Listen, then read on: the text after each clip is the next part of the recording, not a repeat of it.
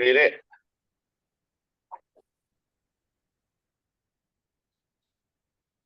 ದಾನಿಯೇಲನ ಗ್ರಂಥ 2ನೇ ಅಧ್ಯಾಯದ ಪುನರಾವರ್ತನೆಯಲ್ಲಿ ಇದ್ದೇವೆ.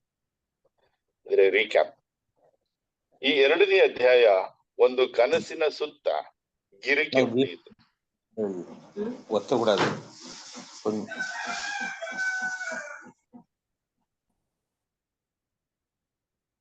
ಈ 2ನೇ ಅಧ್ಯಾಯ ಒಂದು ಕನಸಿನ ಸುತ್ತ ಗಿರಿಕೆ ಹೊಡೆಯಿತು.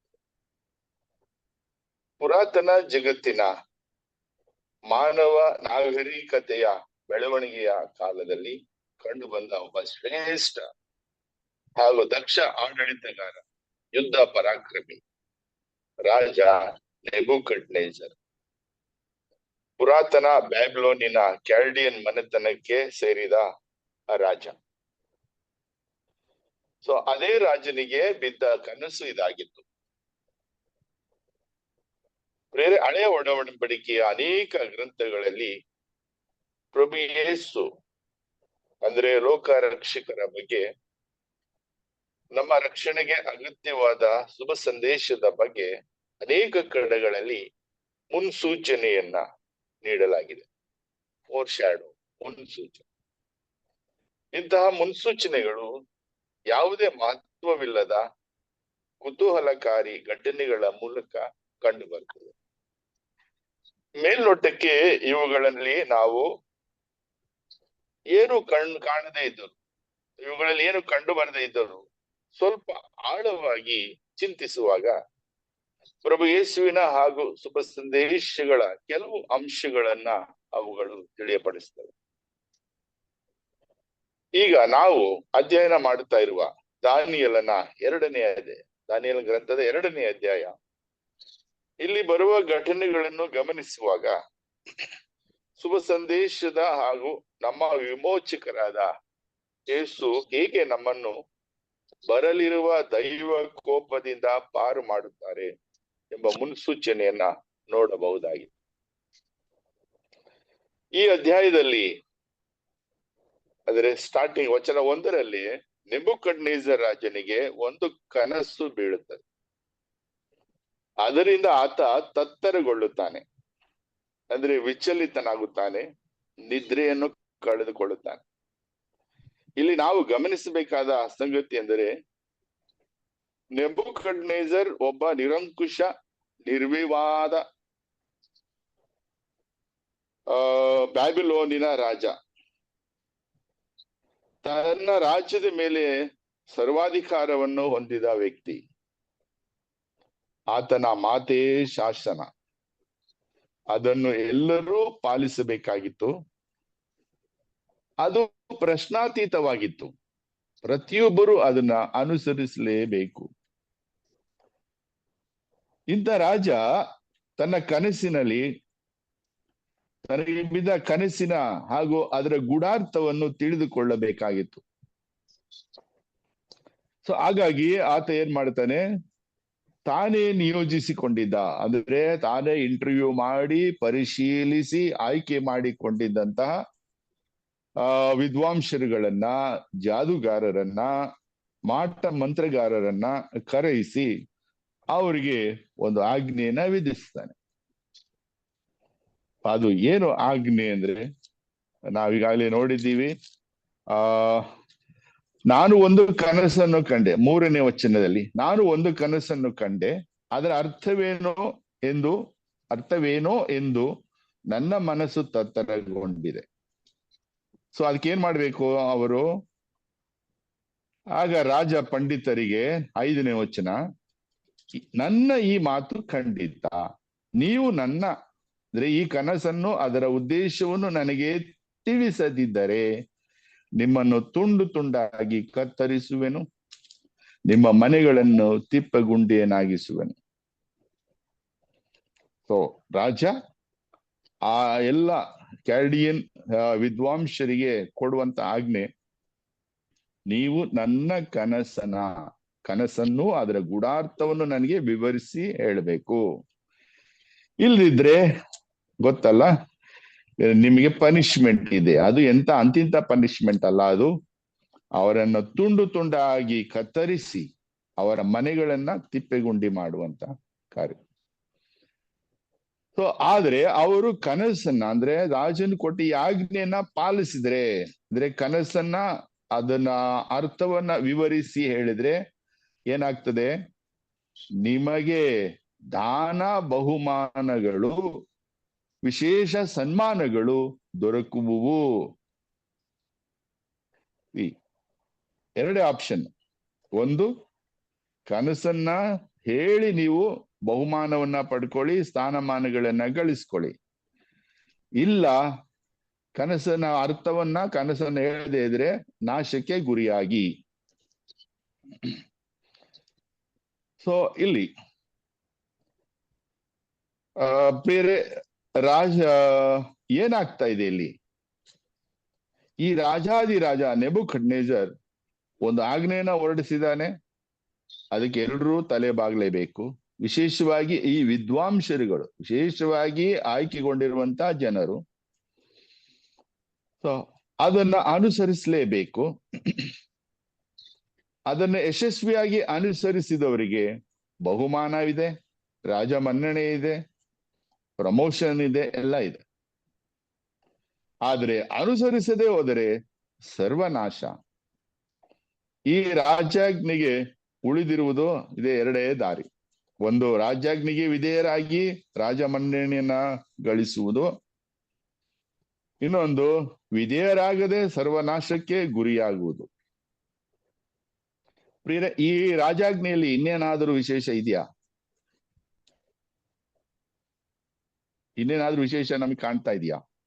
ನಾವು ಈ ಅಧ್ಯಯನವನ್ನು ನಾವು ಈ ಒಂದು ಅಧ್ಯಾಯವನ್ನು ನಾವು ಅಧ್ಯಯನ ಮಾಡಿದೆ.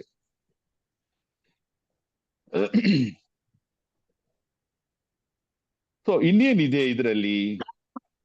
ಈ ರಾಜಾಜ್ಞೆಯನ್ನು ಅನುಸರಿಸಲು ಮಾನವರಿಂದ ಸಾಧ್ಯವೇ ಇಲ್ಲ. ಇದು ಅದರ ವಿಶೇಷ. ರಾಜನಿಗೆ ಬಿದ್ದ ಕನಸು, ಅದನ್ನ ಈ ವಿದ್ವಾಂಸರುಗಳು ಅವನಿಗೆ ಕನಸನ್ನು ಹೇಳಬೇಕು, ಅದರ ಅರ್ಥ ವಿವರಣೆಯನ್ನು ಮಾಡಬೇಕು. ಸೊ ಆಕ್ಚುಲಿ ಇದು ಮಾನವರಿಂದ ಸಾಧ್ಯವಿಲ್ಲ.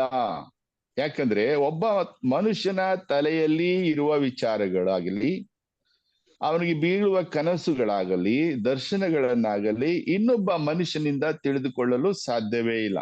ಇದೆಲ್ಲ ಸಾಧ್ಯವಿದೆಯಾ? ಖಂಡಿತ ಸಾಧ್ಯ ಇಲ್ಲ.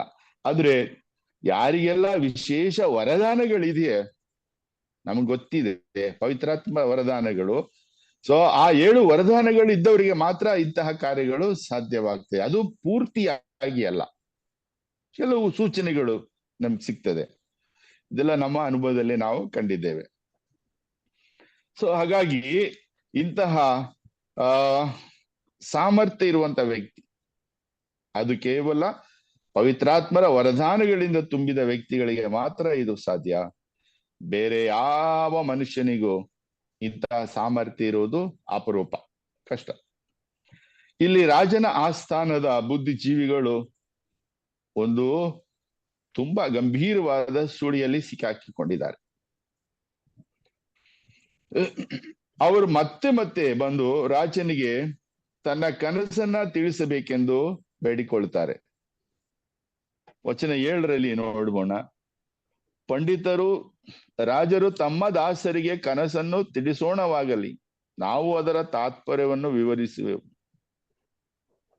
ಸೊ ಮತ್ತೆ ಕೇಳ್ತಾ ಇದ್ದಾರೆ, ಆಯ್ತು ಮಹಾರಾಜರೇ, ನೀವು ನಿಮ್ಮ ಕನಸನ್ನ ಹೇಳಿ, ನಾವು ಅದಕ್ಕೆ ಉತ್ತರವನ್ನ ಕೊಡ್ತೀವಿ, ಅದರ ತಾತ್ಪರ್ಯವನ್ನಾಗ್ಲಿ ಅದರ ವಿವರಣೆಯನ್ನಾಗ್ಲಿ ನಿಮ್ಗೆ ಕೊಡ್ತೀವಿ. ಸೊ ಆದ್ರೆ ರಾಜ ಏನ್ ಮಾಡ್ತಾನೆ? ತಿಳಿಸೋದಿಲ್ಲ. ಅದಕ್ಕೆ ರಾಜ, ನೀವು ಆ ಕನಸನ್ನು ನನಗೆ ತಿಳಿಸದಿದ್ದರೆ ನಿಮಗೆ ಮರಣದಂಡನೆ ಅಂತ ನಿಮ್ಗೆ ಖಾತ್ರಿಯಾಗಿ ಈಗ ಬಂದು ಕಾಲಹರಣ ಮಾಡ್ತಾ ಇದ್ದೀರಾ. ನಾನು ಯಾವಾಗ್ಲೂ ಯಾವ ಕಾರಣಕ್ಕೂ ನಿಮ್ಗೆ ಕನಸನ್ನ ಹೇಳೋದಿಲ್ಲ, ನೀವೇ ಅದನ್ನ ಹೇಳ್ಬೇಕು. ಅಂದ್ರೆ ಕಾಲ ಬದಲಾಗ್ತದೆ, ಅಂದ್ರೆ ನನ್ನ ಮನಸ್ಸು ಚೇಂಜ್ ಆಗ್ತದೆ. ಸೊ ನಾನು ಬದಲಾಗ್ತೀನಿ, ನನ್ನ ವಾದವನ್ನ ಬಿಟ್ಟು ಕನಸನ್ನ ಹೇಳಿ ನಿಮ್ಮಿಂದ ತಾತ್ಪರ್ಯವನ್ನ ಪಡ್ಕೋಬೇಕಾ ಅಂತೇಳಿ ಅವರನ್ನ ವಾಪಸ್ ಕಳಿಸ್ತಾನೆ. ಈಗ ಅವ್ರಿಗೆಲ್ಲ ಮನವರಿಕೆ ಆಯ್ತು. ತಾವು ಸರ್ವನಾಶ ಹೊಂದುವುದು ಖಾತ್ರಿ. ಸೊ ಈ ಹಂತದಲ್ಲಿ ಬದುಕುವಂತಹ ಒಂದೇ ಒಂದು ದಾರಿ ಮಾರ್ಗ ಅಂದ್ರೆ ರಾಜ ತನ್ನ ಆಜ್ಞೆಯನ್ನ ಸಡಿಲಿಕೆ ಮಾಡಬೇಕು. ಆದ್ರೆ ವಚನ 8ರಲ್ಲಿ ನೋಡಿ, ರಾಜ ಆ ಒಂದು ಸೂಚನೆಯನ್ನ ಕೊಡೋದೇ ಇಲ್ಲ. ಸೊ ಅಂತೂ ಆ ಕನಸನ್ನು ನೀವು ನನಗೆ ತಿಳಿಸಲೇಬೇಕು, ಆಗ ಅದರ ಉದ್ದೇಶವನ್ನು ವಿವರಿಸಬಲ್ಲಿರಿ ಎಂದು ನಾನು ತಿಳಿದುಕೊಂಡಿದ್ದೇನೆ. ಆದ್ರೆ ಯಾವುದೇ ಕಾರಣಕ್ಕೂ ನಿಮಗೆ ಕನಸನ್ನ ಹೇಳೋದಿಲ್ಲ. ಸೊ ಈ ಹಂತದಲ್ಲಿ ಮತ್ತೆ ಅವರು ರಾಜನ ಬಳಿ ಬರ್ತಾರೆ, ತಮ್ಮ ಅಸಹಾಯಕತೆಯನ್ನ ತೋಡಿಕೊಳ್ತಾರೆ. ವಚನ 10-11ರಲ್ಲಿ ಅವರು ಕೇಳ್ಕೊಳ್ತಾರೆ ಏನಂತ, ರಾಜ, ನೀವು ಕೇಳುವ ಪ್ರಶ್ನೆ ಈ ಲೋಕದಲ್ಲಿರುವ ಯಾವ ಮನುಷ್ಯನಿಂದಲೇ ಆಗಲಿ, ಯಾವುದೇ ಜೋಯಿಸನಾಗಲಿ, ಜಾದೂಗಾರನಾಗಲಿ, ಮಾಟಗಾರನಾಗಲಿ ಅದನ್ನ ಹೇಳಲಿಕ್ಕೆ ಸಾಧ್ಯವೇ ಇಲ್ಲ. ಯಾಕಂದ್ರೆ ನೀವು ಕೇಳ್ತಾ ಇರೋದು ಅಸಾಧ್ಯವಾದ ಕಾರ್ಯ. ಸೊ ರಾಜನ ಮೇಲೆ ತಪ್ಪಾಗ್ತಾ ಇದ್ದಾರೆ. ಸೊ ಇಂಥ ಕಾರ್ಯವನ್ನ ನಮಗೆ ಹೇಳಿ ಅಂದ್ರೆ ನಾವು ಹೇಳಲು ಹೇಗೆ ಸಾಧ್ಯ? ಇದು ನರಮಾನವರಿಂದ ಸಾಧ್ಯವಿಲ್ಲ. ರಾಜರು ಕೇಳುತ್ತಿರುವ 11ನೇ ವಚನ, ರಾಜರು ಕೇಳುತ್ತಿರುವ ಸಂಗತಿ ಅತಿ ಕಷ್ಟವಾದುದು. ನರಮಾನವರ ನಡುವೆ ವಾಸ ಮಾಡದೆ ಇರುವಂತಹ ದೇವರುಗಳಿಗೆ ಹೊರತು ಇನ್ಯಾರು ರಾಜರ ಸಮ್ಮುಖದಲ್ಲಿ ಇದನ್ನು ತಿಳಿಸಲು ಸಾಧ್ಯವೇ ಇಲ್ಲ. ಅಂದ್ರೆ ನೀವು ಕೇಳ್ತಾ ಇರೋದು ಒಂದು ಅಸಾಧ್ಯವಾದಂತ ಕಾರ್ಯ. ಸೊ ಈ ಹಂತದಲ್ಲಿ ರಾಜನಿಗೆ ಕೋಪ ಬರ್ತದೆ. ಕೋಪ ಬಂದು ಅವನಿಗೆ ಹೇಳಿದಂತ ಕಾರ್ಯವನ್ನು ಈಗ ಆಜ್ಞೆ ರೂಪಕ್ಕೆ ತರ್ತಾನೆ. ಫಸ್ಟ್ ಹೇಳಿದ ಅವ್ರಿಗೆ, ನೀವು ಉತ್ತರ ಕೊಟ್ರೆ ನಿಮಗೆ ಬಹುಮಾನ, ರಾಜ ಮರ್ಯಾದೆ ಎಲ್ಲ ಸಿಗ್ತದೆ. ಇಲ್ಲದಿದ್ರೆ ನಿಮ್ಮನ್ನ ತುಂಡು ತುಂಡಾಗಿ ಕತ್ತರಿಸ್ತೀನಿ ಅಂತ ಹೇಳಿದ್ದ ಅಷ್ಟೇ ಹೊರತು ಅದನ್ನ ಡಿಕ್ರಿಯಾಗಿ ಅಂದ್ರೆ ರಾಜಾಜ್ಞೆಯಾಗಿ ಹೊರಡಿಸಿರ್ಲಿಲ್ಲ. ಈಗ ಕೋಪ ಬಂದು ಅದನ್ನ ರಾಜಾಜ್ಞೆಯಾಗಿ ಹೊರಡಿಸ್ಬಿಡ್ತಾನೆ. ಸೊ ಅದಕ್ಕಾಗಿ ತಮ್ಮ ಅಂಗರಕ್ಷಕ ದಳವಾಯಿ ಆರ್ಯಕನನ್ನು ಕೂಡ ನೇಮಿಸಿಬಿಡ್ತಾನೆ. ಈ ಹಂತದಲ್ಲಿ ಆ ವಿದ್ವಾಂಸರು, ಜಾದುಗಾರರು ಅಥವಾ ಮಾಟಗಾರರು ಸೊ ಬದುಕುಳಿಯಲು ಅವರ ಬಳಿ ಯಾವ ಮಾರ್ಗವೂ ಇಲ್ಲ. ಸೊ ಅವರ ವಿನಾಶ, ಕಟ್ಟಿಟ್ಟ ಬುತ್ತಿ. ಸೊ ಒಂದೇ ಒಂದು ಈ ಹಂತದಲ್ಲಿ ಯಾರಾದರೂ ಪವಾಡ ಸದೃಶ್ಯದಲ್ಲಿ ಬಂದು ಸೊ ಈ ಒಂದು ಕಾರ್ಯವನ್ನ ಅಂದ್ರೆ ರಾಜನ ಆಜ್ಞೆಯನ್ನ ಪಾಲಿಸಿ, ರಾಜನಿಗೆ ಏನ್ ಬೇಕೋ ಅದನ್ನ ನೀಡಿ ಇವರನ್ನ ಬಿಡುಗಡೆ ಮಾಡಬೇಕು, ಇಲ್ಲ ಇವರೆಲ್ಲ ಸಾಯ್ಬೇಕು. ಸೊ ಇಲ್ಲಿ ಅವರಿಗೆಲ್ಲ ಒಬ್ಬ ರಕ್ಷಕನ ಅವಶ್ಯಕತೆ ಇತ್ತು. ಸೊ ಈ ಹಂತದಲ್ಲಿ ನಮಗೊಂದು ಪ್ರಶ್ನೆ ಮೂಡಬಹುದು, ಅರೆ ಈ ಘಟನೆಗಳಿಗೂ ನಾನು ಆಗ್ಲೇ ಶುರುವಿನಲ್ಲಿ ಹೇಳಿದ ಶುಭ ಸಂದೇಶಕ್ಕೂ ಏನು ಸಂಬಂಧ? ನಾನು ಹೇಳಿದೆ, ಹಳೆ ಒಡಂಬಡಿಕೆಯಲ್ಲಿ ಎಷ್ಟೋ ಘಟನೆಗಳಲ್ಲಿ ಶುಭ ಸಂದೇಶದ ರಕ್ಷಕರ ಮುನ್ಸೂಚನೆ ಇದೆ ಅಂತ ಹೇಳಿ. ಹಾಗಾದ್ರೆ ಈ ಒಂದು ಘಟನೆಗಳಲ್ಲಿ ಆ ಮುನ್ಸೂಚನೆ ಇದೆಯಾ? ನಮ್ಮ ರಕ್ಷಕನ ಶುಭ ಸಂದೇಶ ಪ್ರಾರಂಭವಾಗುವುದು ದೇವರಿಂದ, ಸರ್ವಶಕ್ತ ಪರಿಶುದ್ಧನಾದ ಸೃಷ್ಟಿಕರ್ತನಾದ ವಿಶ್ವವನ್ನಾಳುವ ದೇವರಿಂದ. ಇಲ್ಲಿ 2ನೇ ಅಧ್ಯಾಯದಲ್ಲಿ ನೆಬೂಕದ್ನೆಚ್ಚರನಂತೆ ದೇವರು ತಮ್ಮ ಪರಿಶುದ್ಧತೆಯಲ್ಲಿ ಒಂದು ಆಜ್ಞೆಯನ್ನ ನಮಗೆ ಅಂದ್ರೆ ಇಡೀ ಮಾನವರಿಗೆ ಹೊರಡಿಸ್ತಾರೆ.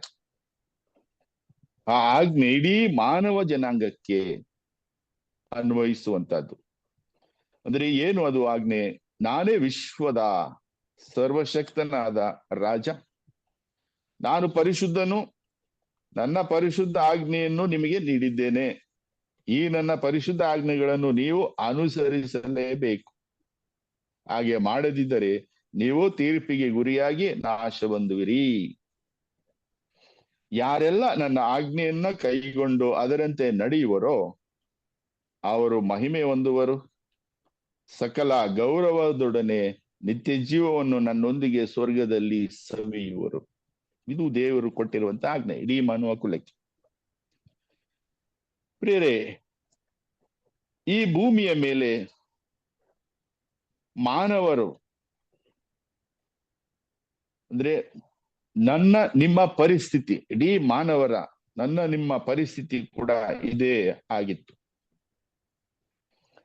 ದಾನಿಯೇಲನು ತಿಳಿಸುವ ಈ ವಿದ್ವಾಂಸರು, ಜಾದುಗಾರ, ಮಾಟಗಾರರ ಪರಿಸ್ಥಿತಿ ನಮ್ಮ ಪರಿಸ್ಥಿತಿಯಾಗಿತ್ತು. ಇಂತಹ ಗಂಭೀರ ಪರಿಸ್ಥಿತಿಯಲ್ಲಿ ಎಲ್ಲ ಮಾನವರು ಪಾಪಿಗಳಾದ್ದರಿಂದ, ರೋಮನರಿಗೆ ಬರೆದ ಪತ್ರ 3:30 ಹೇಳಿರುವ ಹಾಗೆ ಎಲ್ಲರೂ ಪಾಪಿಗಳು, ದೇವರ ಕೃಪೆನ ಕಳೆದುಕೊಂಡವರು. ಸೊ ಆದ್ದರಿಂದ ಯಾರಿಂದಲೂ ಈ ದೇವರು ನೀಡುವ ಈ ಆಜ್ಞೆಯನ್ನ ಅನುಸರಿಸಲು ಸಾಧ್ಯವಿರಲಿಲ್ಲ. ಆದಾಮನ ಯಾವ ಮಗನಿಂದಲೂ ಕೂಡ ದೇವರನ್ನ ತೃಪ್ತಿಪಡಿಸಲು ಸಾಧ್ಯವಿರಲಿಲ್ಲ. ಇತ್ತ ದೇವರು ಕೂಡ ರಾಜನ ಹಾಗೆ ತಮ್ಮ ಆಜ್ಞೆಯನ್ನು ಸಡಿಲಗೊಳಿಸಲು ಸಾಧ್ಯವಿರಲಿಲ್ಲ. ಯಾಕಂದ್ರೆ ಅದೊಂದೇ ಮಾರ್ಗ, ಕಾಂಪ್ರಮೈಸ್ ಇಲ್ಲ. ಸೊ ನಾವು ದೇವರ ಆಜ್ಞೆಗೆ ವಿಧೇಯರಾಗಿರ್ಬೇಕು, ಇಲ್ಲ ನಾಶವಾಗಬೇಕು. ಇಂತಹ ಪರಿಸ್ಥಿತಿಯಲ್ಲಿ ಎಲ್ಲ ಮಾನವರ ಪರವಾಗಿ ದೇವರ ಆಜ್ಞೆಯನ್ನು ಪಾಲಿಸಿ ದೇವರನ್ನು ತೃಪ್ತಿಪಡಿಸುವ ಒಬ್ಬ ಹೀರೋ ಅಥವಾ ರಕ್ಷಕ ನಮ್ಮನ್ನ ಉಳಿಸಬೇಕಾಗಿತ್ತು. ಅಲ್ಲಿ ಆ ವಿದ್ವಾಂಸರು ಹಾಗೂ ಬುದ್ಧಿಜೀವಿಗಳನ್ನ ರಕ್ಷಣೆ ಮಾಡ್ಲಿಕ್ಕೆ ಯಾರೋ ಒಬ್ಬ ಆಪತ್ ಬಾಂಧವ ಬರಬೇಕಿತ್ತು. ಅದೇ ರೀತಿ ಇಡೀ ಲೋಕವನ್ನೇ, ಇಡೀ ಮಾನವ ಕುಲವನ್ನೇ ರಕ್ಷಿಸಲು ಒಬ್ಬ ನಿಜವಾದ ರಕ್ಷಕ ಬೇಕಾಗಿತ್ತು. ಇಲ್ದಿದ್ರೆ ನಮ್ಮ ಅವಸಾನ ನಾಶ ಖಂಡಿತ. ಸೊ ಬರಲಿರುವ ದೈವ ಕೋಪದಿಂದ ನಮ್ಮನ್ನು ಪಾರು ಮಾಡುವ ರಕ್ಷಕರ ಅವಶ್ಯಕತೆ ಇತ್ತು. ಬೇರೆ ಸಾವಿರಾರು ವರ್ಷಗಳ ಹಿಂದೆ ಬ್ಯಾಬಿಲೋನಿನಲ್ಲಿ ನಡೆದ ಈ ಘಟನೆ, ಅಂದ್ರೆ ದಾನಿಯೇಲನ ಈ ಘಟನೆ, ಮುಂದೆ ಸರ್ವಶಕ್ತ ದೇವರು ತಮ್ಮ ಏಕೈಕ ಪುತ್ರನನ್ನೇ ಕಳುಹಿಸಿ ನಮ್ಮನ್ನು ರಕ್ಷಿಸಿದರು, ಅಂದ್ರೆ ರಕ್ಷಿಸುವ ಕಾರ್ಯದ ಒಂದು ಮುನ್ಸೂಚನೆ. ಸೊ ಹಾಗೆ ಈ 2ನೇ ಅಧ್ಯಾಯದಲ್ಲಿ ಒಬ್ಬ ರಕ್ಷಕನ ಅವಶ್ಯಕತೆ ಇತ್ತು. ಆ ಪಾತ್ರವನ್ನು ದಾನಿಯೇಲನು ಯಶಸ್ವಿಯಾಗಿ ನಿರ್ವಹಿಸ್ತಾನೆ. ಸೊ ದೇವರಲ್ಲಿ ತನ್ನ ವಿಶ್ವಾಸ ಹಾಗೂ ಪ್ರಾರ್ಥನೆ ಮೂಲಕ ರಾಜನ ಆಜ್ಞೆಯನ್ನು ನಡೆಸಿಕೊಡುವ ಶಕ್ತಿಯನ್ನ ಪಡೆದುಕೊಳ್ತಾನೆ. ಅದೇ ಮೇರೆಗೆ ಕಾಲವು ಪರಿಪಕ್ವವಾದಾಗ ಪ್ರಭು ಯೇಸು ಭೂಮಿ ಮೇಲೆ ಕಾಣಿಸ್ಕೊಳ್ತಾರೆ. ಮಾನವ ರೂಪವನ್ನ ತಾಳಿ ಕಾಣಿಸಿಕೊಂಡು ದೈವ ಪದವಿಯನ್ನ ತ್ಯಜಿಸಿ ವಿಧೇಯರಾಗಿ, ಮರಣದ ಪರ್ಯಂತ ವಿಧೇಯರಾಗಿ ಸದಾ ಪ್ರಾರ್ಥನೆಯ ಮೂಲಕ ಪಿತನೊಂದಿಗೆ ಐಕ್ಯವಾಗಿದ್ದು ದೇವರ ಆಜ್ಞೆಯನ್ನು ಸಾಕಾರಗೊಳಿಸಿ ಸಕಲ ಮಾನವರು ದೇವರ ಸತ್ಸಂಬಂಧವನ್ನ ಹೊಂದುವಂತೆ ಮಾಡುತ್ತಾರೆ. ಸೊ ಇಲ್ಲಿ ದಾನಿಯೇಲನು ಮಾಡುವ ಕಾರ್ಯ ಮುಂದೆ ಯೇಸು ಕ್ರಿಸ್ತರು ಮಾಡಲಿರುವ ರಕ್ಷಣಾ ಕಾರ್ಯದ ಮುನ್ಸೂಚನೆಯಾಗಿದೆ. ನೋಡಿ, ದಾನಿಯೇಲನು ಕೂಡ ಯಹೂದಿಯನು ಮತ್ತೆ ಯೂದ ಕುಲದವನು. ಪ್ರಭು ಯೇಸು ಕೂಡ ಯಹೂದಿಯರು ಮತ್ತು ಯೂದ ಕುಲದವರು. ಅಂದ್ರೆ ರಕ್ಷಣಾ ಕಾರ್ಯ ಅಥವಾ ರಕ್ಷಕನು ಬರುವುದು ಯೂದ ಕುಲದಿಂದ ಅಂತ ಪ್ರಭು ಯೇಸುವೆ ಸಮಾರಿತ ಮಹಿಳೆಗೆ, ಯೋಹನ ಶುಭ ಸಂದೇಶ 4ನೇ ಸಮಾರಿತ ಮಹಿಳೆಗೆ ವ್ಯಕ್ತವಾಗಿ ತಿಳಿಸಿರ್ತಾರೆ. ಸೊ ಹಾಗಾಗಿ ಒಂದು ಸಿಮಿಲಾರಿಟಿಯನ್ನ ನಾವು ಇಲ್ಲಿ ಕಾಣ್ತೀವಿ ದಾನಿಯೇಲನಿಗೂ ಪ್ರಭು ಯೇಸುವಿಗೂ. ಸೊ ಆದ್ರೆ ಇಲ್ಲಿ ದಾನಿಯೇಲ ಲೋಕದಲ್ಲಿ ಇದ್ದಾನೆ, ಲೋಕದ ಕಾರ್ಯವನ್ನ ಮಾಡ್ತಾ ಇದ್ದಾನೆ, ಕೆಲವು ಜನರನ್ನ ಅವನು ರಕ್ಷಣೆ ಮಾಡ್ತಾ ಇದ್ದಾನೆ. ಆದರೆ ಪ್ರಭು ಯೇಸು ಸ್ವರ್ಗದಿಂದ ನಿಯುಕ್ತರಾಗಿ ಪಿತನಿಂದ ಕಳುಹಿಸಲ್ಪಟ್ಟು ಇಡೀ ಮನುಕುಲವನ್ನು ಕಾಪಾಡುವಂತಹ ಒಂದು ಕಾರ್ಯವನ್ನ ಮಾಡುತ್ತಾರೆ. ರಾಜನನ್ನು ತೃಪ್ತಿಪಡಿಸಿದಾಗ ದಾನಿಯೇಲನಿಗೆ ಸಂದಂತಹ ಗೌರವ, ಮರ್ಯಾದೆ ಹಾಗೂ ಪದವಿ ಪ್ರಾಪ್ತವಾಗ್ತದೆ. ನಮ್ಗೆ ಗೊತ್ತಿದೆ ಯಾವ ರೀತಿ ದಾನಿಯೇಲನು ಪ್ರಾರ್ಥನೆ ಮಾಡಿ ತನ್ನ ಸಂಗಡರಿಗೊಂದಿಗೆ ದೇವರಲ್ಲಿ ಮೊರೆ ಇಟ್ಟಾಗ ದೇವರು ಅವನ ಪ್ರಾರ್ಥನೆಯನ್ನು ಮನ್ನಿಸಿ ಅವನ ಕನಸಿನಲ್ಲಿ ರಾಜನ ಕನಸನ್ನು ವ್ಯಕ್ತವಾಗಿ ತಿಳಿಯಪಡಿಸಿ ಅವನಿಗೆ ಅದರ ಗೂಢಾರ್ಥಗಳನ್ನು ತಿಳಿಸಿಕೊಟ್ಟಾಗ ದಾನಿಯೇಲನು ಧೈರ್ಯವಾಗಿ ರಾಜನ ಮುಂದೆ ಬರ್ತಾನೆ. ಅದಕ್ಕಿಂತ ಮುಂಚೆ ಅವನು ಆರ್ಯಾಕನ್ಯ ಹತ್ರ ಹೋಗಿ ನೀನು ರಾಜನ ಆಜ್ಞೆಯನ್ನ ಈಗಲೇ ಪಾಲಿಸಬೇಡ, ಸ್ವಲ್ಪ ತಡೆ. ಯಾಕಂದ್ರೆ ರಾಜನನ್ನ ತೃಪ್ತಿಪಡಿಸುವಂತಹ, ರಾಜನ ಆಜ್ಞೆಗೆ ವಿಧೇಯರಾಗುವಂತಹ ಅಥವಾ ನಡೆಸ್ಕೊಡುವಂತಹ ಒಂದು ಕಾರ್ಯ ನನ್ನಲ್ಲಿ ಇದೆ. ಅದನ್ನ ನಾನು ಮಾಡಿದ ಮೇಲೆ ನೀನು ಯೋಚನೆ ಮಾಡಂತೇಳಿ ಬಹಳ ಬುದ್ಧಿವಂತಿಕೆಯಿಂದ ಜ್ಞಾನ ತುಂಬಿದವನಾಗಿ ಅವರಿಗೆ ಹೇಳಿ ಅದನ್ನ ತಡಿತಾರೆ. ಅದರಂತೆ ರಾಜನ ಬಳಿಗೆ ಹೋಗ್ತಾರೆ. ರಾಜನ ಬಳಿಗೆ ಹೋಗಿ ರಾಜನ ಕನಸನ್ನು, ಅದರ ವಿವರವನ್ನು ರಾಜನಿಗೆ ತಿಳಿಸಿದಾಗ ರಾಜನಿಗೆ ಅರ್ಥವಾಗ್ತದೆ, ಇದು ಸರಿಯಾದುದು. ಅಂದ್ರೆ ರಾಜನಿಗೂ ಕೂಡ ಗೊತ್ತಿತ್ತು ಇದು ಮನುಷ್ಯರಿಂದ ಸಾಧ್ಯವಿಲ್ಲ, ಇದು ದೇವರಿಂದ ಮಾತ್ರ ಸಾಧ್ಯ. ಅದಕ್ಕೆ ಅವರು ಹೇಳ್ತಾರೆ, 2ನೇ ಅಧ್ಯಾಯ ಕೊನೆಯಲ್ಲಿ, ದಾನಿಯೇಲನ ವಿವರಕ್ಕೆ ಉತ್ತರವಾಗಿ, ನೀನು ಈ ಗುಟ್ಟನ್ನು ಬಯಲಿಗೆ ತರಲು ಸಮರ್ಥನಾದ ಕಾರಣ ನಿಮ್ಮ ದೇವರು ದೇವಾದಿ ದೇವರು, ರಾಜಾದಿರಾಜರು, ಗುಟ್ಟನ್ನು ಬಯಲಾಗಿಸುವವರು, ಇದು ಸತ್ಯ. ಹೌದು ಪ್ರಿಯರೇ, ಸೊ ದೇವರಿಂದ ಮಾತ್ರ ನಿಗೂಢ ರಹಸ್ಯಗಳನ್ನ, ಸತ್ಯವನ್ನ ತಿಳಿಸಲು ಸಾಧ್ಯ. ಸೊ ಈ ಕನಸಿನಲ್ಲಿ ಕೂಡ ನಾವು ನೋಡ್ತೇವೆ, ಕನಸಿನಲ್ಲಿ ಮುಂದೆ ಇತಿಹಾಸದಲ್ಲಿ ಏನು ಸಂಭವಿಸಲಿದೆ ಎಂಬುದನ್ನ ರಾಜನಿಗೆ ದೇವರು ಕನಸಿನಲ್ಲಿ ತೋರಿಸ್ಕೊಡ್ತಾರೆ. ಆದ್ರೆ ಅದು ಅವನಿಗೆ ಅರ್ಥ ಆಗಿರೋಲ್ಲ ಅಷ್ಟೇ. ಸೊ ಮುಂದೆ ಯಾವುದೆಲ್ಲ ಸಾಮ್ರಾಜ್ಯಗಳು ಬರ್ತವೆ, ನಿನ್ನ ಸಾಮ್ರಾಜ್ಯ ಇದೆ, ಅದು ಚಿನ್ನದಂತೆ, ಅದು ನಾಶವಾಗ್ತದೆ. ಮುಂದೆ ಬೆಳ್ಳಿಯ ಸಾಮ್ರಾಜ್ಯ ಬರ್ತದೆ, ಪರ್ಷಿಯನರ ಸಾಮ್ರಾಜ್ಯ, ಅದು ಹೋಗ್ತದೆ. ಅದಾದ ಮೇಲೆ ಹಿತ್ತಾಳೆ, ಬ್ರಾನ್ಸ್, ಕಂಚಿನ ಸಾಮ್ರಾಜ್ಯ ಬರ್ತದೆ, ಅದು ಮೆಸಿಡೋನಿಯಾ ಸಾಮ್ರಾಜ್ಯ, ಗ್ರೀಕರ ಸಾಮ್ರಾಜ್ಯ, ಅದು ನಾಶವಾಗ್ತದೆ. ಅದಾದ ಮೇಲೆ ಕಬ್ಬಿಣ, ಅದು ರೋಮನರ ಸಾಮ್ರಾಜ್ಯ, ಅದು ಕೂಡ ನಾಶವಾಗ್ತದೆ. ಸೊ ಇದೆಲ್ಲ ಆದ್ಮೇಲೆ ನಂತರ ಬರ್ತದೆ ದೇವರ ಸಾಮ್ರಾಜ್ಯ. ಬೇರೆ ಇದನ್ನೆಲ್ಲ ನಾವು ರೆವಲ್ಯೂಷನ್, ಆದ್ರೆ ಪ್ರಕಟಣಾ ಗ್ರಂಥದಲ್ಲಿ ಇತ್ತೀಚೆಗೆ ನಾವು ಅಧ್ಯಯನ ಮಾಡಿ ಅದನ್ನೆಲ್ಲ ತಿಳ್ಕೊಂಡಿದ್ದೀವಿ. ಹೇಗೆ ಅಂತಿಮವಾಗಿ ದೇವರು ಸೈತಾನನನ್ನ ಸೋಲಿಸಿ ತಮ್ಮ ರಾಜ್ಯವನ್ನ ಸ್ಥಾಪನೆ ಮಾಡ್ತಾರೆ ಎಂಬುದನ್ನು. ಸೊ ರಾಜನನ್ನ ತೃಪ್ತಿಪಡಿಸಿದಾಗ ದಾನಿಯೇಲನಿಗೆ ಸಂದಂತ ಗೌರವ ಅಂದ್ರೆ, ಅವನಿಗೆ ರಾಜನೇ ಎದ್ದು ಮೊಣಕಾಲೂರಿ ನಮಸ್ಕಾರ ಮಾಡ್ತಾನೆ ಮತ್ತು ಅವನಿಗೆ ಬೇಕಾದಂತಹ ಆ ಬಹುಮಾನಗಳನ್ನ, ಆ ಪದವಿಗಳನ್ನ, ಅಂತಸ್ತನ್ನ ಕೊಡ್ತಾನೆ. ಸೊ ಅವ್ರು ಏನ್ ಮಾಡ್ತಾ ಇದ್ದಾನೆ ಅಲ್ಲಿ ಹೇಳ್ತಾ ಇದೆ, ಬಳಿಕ ರಾಜನು ದಾನಿಯೇಲನನ್ನು ದೊಡ್ಡ ಪದವಿಗೆ ಏರಿಸಿದನು, ಅಮೂಲ್ಯವಾದ ಬಹುಮಾನಗಳನ್ನು ಕೊಟ್ಟನು, ಬ್ಯಾಬಿಲೋನಿನ ಸಂಸ್ಥಾನವನ್ನೆಲ್ಲ ಅವನಿಗೆ ಅಧೀನಪಡಿಸಿ ಬ್ಯಾಬಿಲೋನಿನ ಎಲ್ಲ ವಿದ್ವಾಂಸರಿಗೂ ಅವನನ್ನು ಅಧ್ಯಕ್ಷನನ್ನಾಗಿ ನೇಮಿಸಿದರು. ಜೊತೆಗೆ ದಾನಿಯೇಲನ ಕೋರಿಕೆಯ ಪ್ರಕಾರ ಶದ್ರಕ್, ಮೆಷಕ್ ಮತ್ತು ಅಬೇದ್ನೆಗೋ ಎಂಬುವರನ್ನು ಬ್ಯಾಬಿಲೋನಿನ ಪ್ರಾಂತ್ಯಾಧಿಕಾರಿಗಳನ್ನಾಗಿ ನೇಮಿಸಿದನು. ಸೊ ಇದು ಯಾವಾಗ ನಾವು ಇಲ್ಲಿ ರಾಜನ ಒಂದು ಆಜ್ಞೆಯನ್ನ, ಲೋಕದ ರಾಜನ ಒಂದು ಆಜ್ಞೆಯನ್ನ ಅಥವಾ ಅವನ ಸಮಸ್ಯೆಯನ್ನ ತೃಪ್ತಿಪಡಿಸಿದಕ್ಕೆ ದಾನಿಯೇಲನಿಗೆ ಸಂದ ಇದು ಗೌರವ. ಆದರೆ ಇಲ್ಲೂ ಕೂಡ ನಾವು ನೋಡ್ತೇವೆ ಶುಭ ಸಂದೇಶದಲ್ಲಿ ಪ್ರಭು ಯೇಸು ಮಾಡಿದಂತಹ ಯಾತನೆ, ಶಿಲುಬೆ ಮರಣ, ತ್ಯಾಗ, ಬಲಿದಾನಕ್ಕೆ ದೇವರು ಅವರನ್ನ ಹೇಗೆ ಸನ್ಮಾನಿಸ್ತಾರೆ.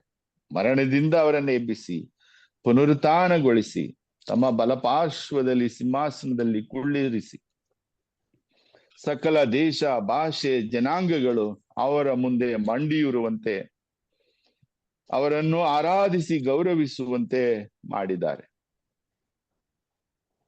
ಸೊ ಸ್ವರ್ಗದಲ್ಲಿ ಭೂಮಿಯಲ್ಲೂ ಸಕಲ ಅಧಿಕಾರಗಳನ್ನ ಅವರಿಗೆ ನೀಡಿ ಕಡೆಗೆ ಲೋಕಕ್ಕೆ ನ್ಯಾಯ ತೀರ್ಪನ್ನು ಕೊಡುವ ಅಧಿಕಾರವನ್ನು ಕೂಡ ಅವರಿಗೆ ಕೊಡ್ತಾರೆ.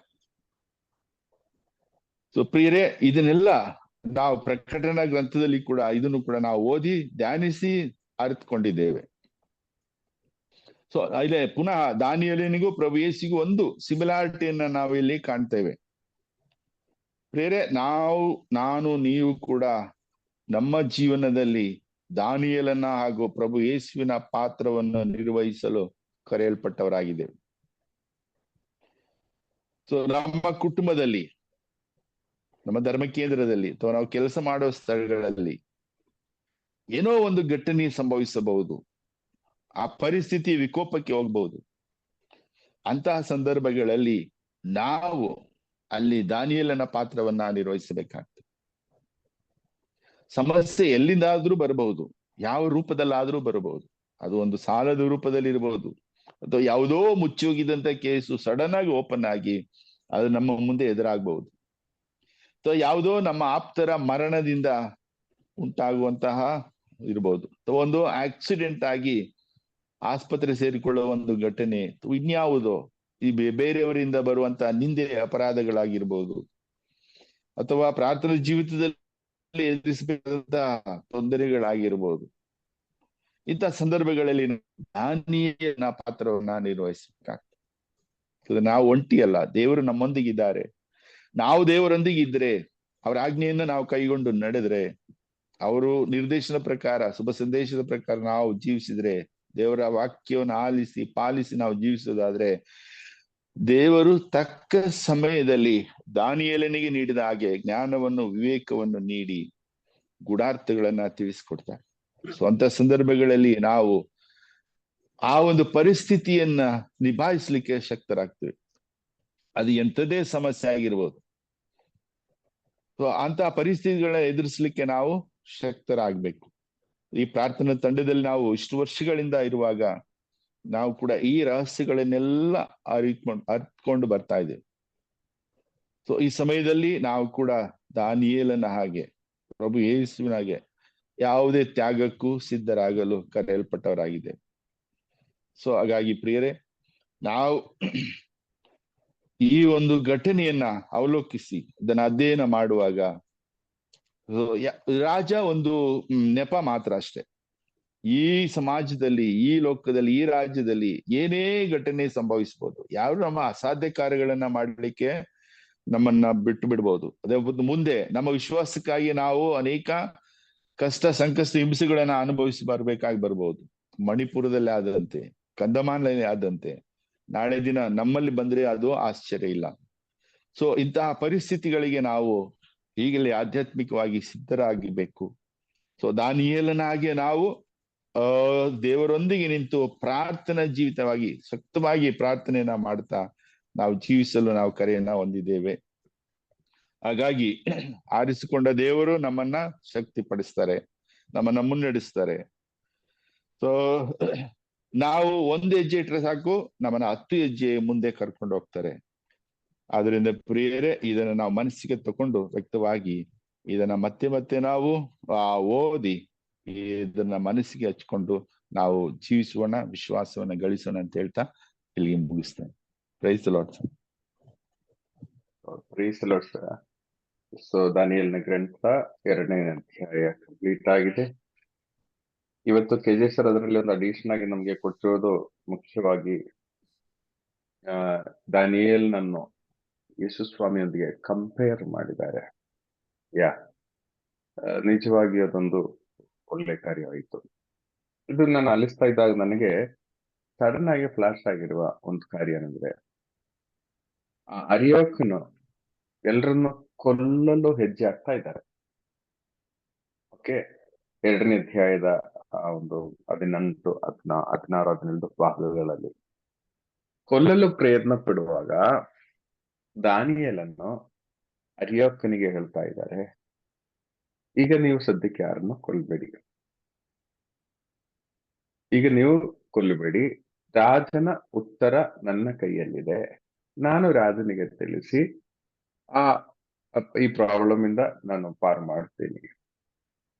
ಪ್ರಿಯರೇ, ನೀವು ಈ ಸಮಯದಲ್ಲಿ ಒಂದು ಅರ್ಥ ಮಾಡಿ ನೋಡಿ, ದಾನಿಯೇಲನ ಕೈಯಲ್ಲಿ ಏನಾದ್ರು ಇತ್ತ? ಆ ಸಮಯದಲ್ಲಿ ಏನಿತ್ತು ದಾನಿಯೇಲನ ಕೈಯಲ್ಲಿ? ಅವನು ಸಾಮಾನ್ಯ ಪಂಡಿತ, ಅವನು ಸಹ ಇದು ಸಾವಿಗೆ ಗುರಿಯಾಗಿದ್ದಾನೆ. ಅವನು ಸಾವಿಗೆ ಗುರಿ ಆಗ್ತಾನೆ. ಮತ್ತೆ ಈ ದಾನಿಯೇಲನು ಯಾಕೆ ಮತ್ತೆ ಆ ರೀತಿಯಲ್ಲಿ ಇರೋದು? ಅವನಿಗೆ ಏನ್ ಗೊತ್ತಿಲ್ಲ ಈ ವಿಷಯನೂ ನನ್ನ ಪ್ರಕಾರ ಅಷ್ಟು ಕರೆಕ್ಟ್ ಆಗಿ ಅವ್ರಿಗೆ ಗೊತ್ತು. ಈಗ ಅವರ ವಾಯಿಂದ ಬಂದಿರೋದೆ, ಕರೆಕ್ಟ್ ಆಗಿ ಈ ಪಿಕ್ಚರ್ ಸಿಕ್ಕಿದೆಯೋ ಗೊತ್ತಿಲ್ಲ. ಓಕೆ, ಆದ್ರೆ ದಾನಿಯಲ್ನ ಕ್ಲೇಮ್ ಮಾಡ್ತಾ ಇದ್ದಾನೆ, ನನ್ನನ್ನು ಮಾತ್ರ ಅಲ್ಲ, ಈ ಪಂಡಿತರನ್ನು ಯಾರನ್ನು ಕೊಲ್ಬೇಡಿ, ನಾನು ಉತ್ತರವನ್ನು ಕೊಡುವನು. ಇದು ಹೇಗೆ? ಇದಂದ್ರೆ ಈ ಈ ಒಂದು ಇದು ನನ್ಗೆ ತುಂಬಾ ಸ್ಟ್ರೈಕ್ ಆಯಿತು. ಕಾರಣ, ಅವನಿಗೆ ಇದುವರೆಗೆ ಬೈಬಲ್ನ ಚರಿತ್ರವಾಗಲಿ, ಈ ಈ ಯಹೂದರ ಚರಿತ್ರವಾಗಲಿ, ಅದರಲ್ಲಿ ಎಲ್ಲೂ ಇನ್ನೊಬ್ಬರ ಕನಸು ಸ್ವಂತವಾಗಿ ಕಂಡು ಹಿಡಿಯೋದು ಎಲ್ಲೂ ಕಾಣಲಿಲ್ಲ. ಪ್ರಿಯರೇ, ಇದೇ ಆಗಿದೆ ಆಕ್ಚುಲಿ ವಿಶ್ವಾಸ ಅಂತ ಹೇಳೋದು. ನನ್ನ ದೇವರು ನನ್ನನ್ನು ಯಾವುದೇ ಕಾರ್ಯದಲ್ಲೂ ಕೈ ಬಿಡಲ್ಲ. ಒಂದು ವೇಳೆ ಕೈ ಬಿಟ್ಟರು ಅದು ದೇವರ ಯೋಚನೆ, ದೇವರ ಪ್ಲಾನ್. ಪ್ರಿಯರ್, ಈ ಒಂದು ಕಾನ್ಫಿಡೆನ್ಸ್, ದೇವರಲ್ಲಿರುವ ಈ ಒಂದು ಕಾನ್ಫಿಡೆನ್ಸ್ ದ ಎಂಟೈರ್ ಚಾಪ್ಟರ್ ನ ಮುಖ್ಯವಾದ ಒಂದು ಟರ್ನಿಂಗ್ ಪಾಯಿಂಟ್. ಪ್ರಿಯರೇ, ನಾವೊಬ್ಬೊಬ್ಬರು ಇದೇ ಒಂದು ಕಾನ್ಫಿಡೆನ್ಸ್ ಅಲ್ಲಿ ನಿಲ್ಬೇಕಾದ. ಯಾರಾದ್ರೂ ಏನಾದ್ರು ಮಾಡುವಾಗ ಒಬ್ಬರು ಇಬ್ಬರ ಕತ್ತರಿಸುವ ಸನ್ನಿವೇಶಗಳು, ಕತ್ತರಿಸುವುದಂದ್ರೆ ಬಾಯಿಂದ ನಾಲಿಗೆಯಿಂದ ಕತ್ತರಿಸುವ ಸನ್ನಿವೇಶಗಳಲ್ಲಿ ನಾವು ಯಾರಾದ್ರೂ ಫರ್ಮ್ ಆಗಿದ್ದೀವಿ, ಇದಾಗಲ್ಲ, ಇದು ಹೀಗೆ ಎಂಬ ರೀತಿಯಲ್ಲಿ ಪ್ರೊಟೆಕ್ಟ್ ಮಾಡಲು ಪ್ರಯತ್ನ ಪಡುವರು, ಅಥವಾ ನಾವು ಅದರ ಜೊತೆಗೆ ಸ್ವಲ್ಪ ಸೇರಿಸಿ ನಮ್ಗೇನು ಇಲ್ಲ, ನಮ್ಗೇನ್ ಪ್ರಾಬ್ಲಮ್ ಇಲ್ಲ ಎಂಬ ರೀತಿಯಲ್ಲಿ ನಾವು ಕೈ ತೊಳೆಯೋರು. ಪ್ರಿಯರೇ, ಇದು ಆಗಬೇಕಾದ್ರೆ ದೇವರಲ್ಲಿ ಅಸಾಧ್ಯವಾದ ರೀತಿಯಲ್ಲಿ, ಅಸಮಾನವಾದ ರೀತಿಯಲ್ಲಿರುವ ಒಂದು ಬಾಂಧವ್ಯ ಇರಬೇಕು. ಆ ಒಂದು ಆಪ್ತ ಅವಸ್ಥೆ ಅವರಿಗಿರ್ಬೇಕು. ದೇವರದ್ದು ಏನೇ ಆದ್ರೂ, ಈಗ ಪ್ರಿಯರೇ, ನಿಜವಾಗಿ ಹೇಳೋದಾದ್ರೆ ನಮ್ಮ ಒಬ್ಬೊಬ್ಬರ ಜೀವನದಲ್ಲಿ ಅನೇಕ ಸಹನೆಗಳು, ನೋವುಗಳು, ಪೆಟ್ಟುಗಳೆಲ್ಲ ಬರುವಾಗ ಇತ್ತೀಚಿನ ದಿನಗಳಲ್ಲಿ ಸ್ವಲ್ಪ ನಮ್ಗೆ ಒಂದು ಅನಿಸಿಕೆ ಆಗಿದೆ, ಇದರಲ್ಲಿ ದೇವರಿಗೆ ಏನೋ ಒಂದು ಪ್ಲಾನ್ ಇದೆ. ಒಂದು ಗಾಡಿಯ ಟೈರ್ ಪಂಚರ್ ಆಗುವಾಗಲೇ ನಾವು ಅರ್ಥ ಮಾಡಬೇಕು, ಇದರಲ್ಲಿ ದೇವರಿಗೆ ಏನೋ ಒಂದು ಪ್ಲಾನ್ ಇದೆ. ಸಕಲ ವಿಷಯಗಳಲ್ಲೂ ಪ್ರಿಯರೇ, ಈ ಒಂದು ಆಟಿಟ್ಯೂಡ್ ನನ್ನ ಪ್ರಕಾರ ಒಂದು 50% ರೇಂಜ್ಗೆ ನಾವು ರೀಚ್ ಆಗಿದ್ದೀವಿ. ಯಾರಾದ್ರೂ ನಮ್ಮನ್ನು ತಿರುಗಿ ಮಾತಾಡಿದ್ರೆ ಇದರಲ್ಲಿ ಏನೋ ಒಂದು ಕಾರ್ಯವಿದೆ. ಪ್ರಿಯರೇ, ಈ ಒಂದು ಆಟಿಟ್ಯೂಡ್ ಬರುವುದು ನಾವು ದೇವರನ್ನು ಸ್ವಲ್ಪ ಹತ್ತಿರದಲ್ಲಿ ತಿಳಿಯುವಾಗ. ನನಗೆ ಒಮ್ಮೆ ಹೇಳಿದ್ದೇನೆ, ನನ್ನ ಗಾಡಿ ಆಕ್ಸಿಡೆಂಟ್ ಆಯಿತು. ಸೊ ಆಕ್ಸಿಡೆಂಟ್ ಆಯಿತು, ಈಗ ಅದು ಮಾರ್ಬೇಕು. ಅದು ನೋಡುವಾಗ ಮೀಟರ್ಗೆ ಡಿಕ್ಕಿಯಾಗಿ ಮೀಟರ್ ವರ್ಕ್ ಆಗದಿರೋ ಪರಿಸ್ಥಿತಿ ಆಯಿತು. ಅಯ್ಯೋ, ಈ ಮೀಟರ್ ಇನ್ನು ಇದಿಟ್ಕೊಂಡು ಏನ್ ಮಾಡಕ್ಕಾಗತ್ತೆ, ಅಯ್ಯೋ ಮಾರ್ಬಿಟ್ರೆ ಸಾಕಿತ್ತು, ಹೇಗಾದ್ರೂ ಮಾರಿದ್ರೆ ಸಾಕಿತ್ತು ಅಂತೆಲ್ಲ ಹೇಳಿ ನಾನು ಇದು ಆ ಮೀಟರ್ ರಿಪೇರ್ ಮಾಡುವ ಅಂಗಡಿಗೆ ಹೋದಾಗ ಅವ್ರು ಹೇಳಿದ್ರು, ಇದಕ್ಕೆ ಆಲ್ಮೋಸ್ಟ್ 3000 rupees ಆಗುತ್ತೆ ಮೀಟರ್ ರಿಪೇರ್ ಮಾಡಕ್ಕೆ. ಸೊ ರಿಪೇರ್ ಅಲ್ಲ, ಹೊಸ ಮೀಟರ್ ಹಾಕ್ಬಿಡ್ಬೇಕು. ಹೊಸ ಮೀಟರ್ ಅಂದ್ರೆ ಈ ತರ ರಿಪೇರ್ಗೆ ತಂದೋದು, ಅವ್ರು ರಿಪೇರ್ ಮಾಡಿಟ್ಟಿರುವ ಮೀಟರ್ಗಳು. ಸರಿ, ನೀವು ಮಾಡಿ, ಏನಾದ್ರು ಈ ತರ ಮುಂದೆ ಒಂಥರ ಗಲೀಜಾಗಿ ಕಾಣುತ್ತಲ್ಲ, ಮೀಟರ್ ರಿಪೇರ್ ಮಾಡಿ ಅಂತ ಹೇಳಿದ್ರು. ಅವ್ರು ರಿಪೇರ್ ಮಾಡಿದ್ರು. ನಾನು ಅದ್ರ ಬಗ್ಗೆ ಜಾಸ್ತಿ ತಲೆ ಕೆಡಿಸ್ಲಿಲ್ಲ, ಯಾಕಂದ್ರೆ ಇನ್ನು ವಿಧಿ ಇಲ್ಲ. ಆಕ್ಸಿಡೆಂಟ್ ಆಯ್ತು, ದೇವರ ಕೃಪೆಯಿಂದ ಇನ್ನು ಜಾಸ್ತಿ ಆಗಿಲ್ಲ. ಈಗಲೂ ನನಗೆ ಕೈ ನೋವು ಹೋಗಿಲ್ಲ, ಯಾಕಾದ್ರೆ ಶೇಕ್ ಹ್ಯಾಂಡ್ ಕೊಡಕ್ಕೆ ಈಗಲೂ ಭಯ ಇದೆ. ಆದ್ರೆ ನಾನು ಅದು ಇನ್ನೊಂದು 2 ತಿಂಗಳಲ್ಲಿ ಆ ಗಾಡಿ ಮಾರಕ್ಕೆ ಶೋರೂಮಿಗೆ ತಗೊಂಡೋದೆ. ಶೋರೂಮಿಗೆ ತಗೊಂಡು ಹೋಗುವಾಗ ಆ ಗಾಡಿಗೆ ರೇಟ್ 48,000 ಅವ್ರು ಹೇಳಿದ್ದಾರೆ. ನನ್ಗೆ ಆಶ್ಚರ್ಯ ಆಯ್ತು. ಅದು ಒಂದು 6 ವರ್ಷ ಹಳೆಯ ಗಾಡಿಗೆ 48,000. ನಾನು ಖುಷಿಯಲ್ಲಿ ಮಾರ್ಬಿಟ್ಟೆ. ನಂತರ ಅವ್ರು ಹೇಳಿದ್ರು, 48,000 ಯಾಕೆ ಹೇಳಿದೆ ಅಂದ್ರೆ, ಇದೆಲ್ಲ ಮಾರಿ ಅಂದ್ರೆ ಎಲ್ಲ ಒಂದು ಎಲೆಕ್ಟ್ರಿಕ್ ಗಾಡಿ ತಗೊಂಡಾಯ್ತು, ಬೈಕ್. ಅದಾದ್ಮೇಲೆ ಕೊನೆಯಲ್ಲಿ ಅವ್ರು ಹೇಳಿದ್ರು, ನಿಮ್ ಗಾಡಿ 6 ವರ್ಷ ಹಳೇದಿತ್ತೆ, ಆದ್ರೆ ಅದು ಜಾಸ್ತಿ ಓಡಿಲ್ಲ, ಅದರಿಂದ ನಾವು ಇಷ್ಟು ರೇಟ್ ಕೊಟ್ಟು ತಗೊಂಡಿದೆ ಅಂತ ಹೇಳಿ. ನನ್ಗೆ ಆಗ ಅರ್ಥ ಆಯ್ತು, ಈ ಡೀಲ್ ಎಲ್ಲ ಆಗಿ ನಂತರ ಅರ್ಥ ಆಯ್ತು, ಈ ಮೀಟರ್ ಚೇಂಜ್ ಮಾಡಿದಾಗ ಆ ಮೀಟರ್ ಅಲ್ಲಿ ಇದ್ದ ರೀಡಿಂಗ್ ತುಂಬಾ ಕಡಿಮೆ ಇತ್ತು ಅನ್ಸುತ್ತೆ. ನಾನು ಹೇಳೋದೇನೆಂದ್ರೆ, ಸೊ ನಮ್ಗೆ ಒಂದು ಒಂದು ಆಕ್ಸಿಡೆಂಟ್ ಆದರೂ ಆಕ್ಸಿಡೆಂಟ್ ಅಲ್ಲೂ ದೇವರಿಗೆ ಒಂದು ಯೋಚನೆ ಇರ್ತದೆ. ಸೊ ಪ್ರಿಯರೇ, ಈ ಒಂದು ಆಟಿಟ್ಯೂಡ್ಗೆ ನಾವು ಬರ್ತಾ ಇದೀವಿ. ಈಗ ಯಾರಾದ್ರೂ ನಮ್ಗೆ ತಿರುಗಿ ಮಾತಾಡುವಾಗ, ಆಫೀಸಲ್ಲಿ ಯಾರಾದ್ರೂ ಸ್ವಲ್ಪ ಎಗ್ರಾಡುವಾಗ, ಪ್ರಿಯರೇ ಮನೆಯಲ್ಲಿ ಸ್ವಲ್ಪ ಪ್ರಾಬ್ಲಮ್ ಬರುವಾಗ, ಈ ಪಾಯಿಂಟ್ ಅಲ್ಲೆಲ್ಲ ನಾವು ಎದುರು ನೋಡ್ಬೇಕಾಗಿರೋದೊಂದು, ಇದರಲ್ಲಿ ದೇವರಿಗೆ ಒಂದು ಪ್ಲಾನ್ ಇದೆ. ಈ ಒಂದು ಲೆವೆಲ್ ನಾವು ಸ್ವಲ್ಪ ಹತ್ತತ್ರದಲ್ಲಿ ಬರ್ತಾ ಇದೀವಿ, ಆದ್ರೆ ಇನ್ನೂ ನಾವು ಮೇಲೆ ಹೋಗ್ಬೇಕು. ದಾನಿಯೇಲನ ಹಾಗೆ ನನ್ನ ದೇವರು ನನಗೆ ತೋರಿಪಡಿಸಿದ್ದಾರೆ, ಆ ಸ್ಟೇಜಿಗೆ ನಾವು ರೀಚ್ ಆಗ್ಬೇಕು. ದೇವ್ರು ನೋಡಿ, ಇದರಿಂದ ಏನಾಗ್ತಾ ಇದೆ, ಮಗ ಓದುತ್ತಾ ಇಲ್ಲ, ಇದರಿಂದ ಏನು ದೇವರ ಪ್ಲಾನ್, ಅಥವಾ ಮಗಳು ಸ್ವಲ್ಪ ಆ ಅಂದ್ರೆ ಸ್ವಲ್ಪ ತಿರುಗಿ ಮಾತಾಡ್ತಾ ಇದ್ದಾಳೆ, ಇದರಿಂದ ದೇವರ ಪ್ಲಾನ್ ಏನು? ಪ್ರಿಯರೇ, ನಾವು ಆ ರೇಂಜಿಗೆ ಯೋಚನೆ ಮಾಡಿ ದೇವೋನ್ಮುಖರಾಗಿ ಮಾರ್ಪಾಡಾಗಬೇಕಾಗ ಒಂದು ಮಾದರಿಯನ್ನು ದಾನಿಯೇಲನ ಕೈಯಿಂದ ನಾವು ತಗೋಬೇಕು. ನೋಡಿ, ಅಲ್ಲಿ IAS ಆಫೀಸರ್ ಆದ ಅವನು ಎಲ್ಲದರಲ್ಲೂ ದೇವರಿಗೆ ಕೇಳುವ. ಅದಾದ್ಮೇಲೆ ನಾವು ನೋಡ್ಬೋದು, ತನ್ನ 3 ಜೊತೆಗೆ ಇರುವ ಯಹೂದ್ಯ ಅಧಿಕಾರಿಗಳನ್ನು ಕರೆದು, ಬನ್ನಿ ನಾವು ದೇವರಲ್ಲಿ ಪ್ರಾರ್ಥಿಸೋಣ, ದೇವರು ನಮ್ಗೆ ಇದ್ರ ಉತ್ತರ ತೋರಿಸಿಲ್ಲ ಇದುವರೆಗೆ. ತೋರಿಸದೇ ಹೋಗಿ ರಾಜನಿಗೆ ಹೇಳ್ತಾ ಇದ್ರೆ, ರಾಜನೇ ನಿಮ್ಮ ಕನಸು ನಾವು ಹೇಳ್ತೀವಿ, ನಿಮ್ಮ ಕನಸಿನ ಉತ್ತರ ನಮ್ಗೆ ಗೊತ್ತಾಗ್ತದೆ, ಎಲ್ಲ ಡೀಟೇಲ್ ಹೇಳಿದರೆ.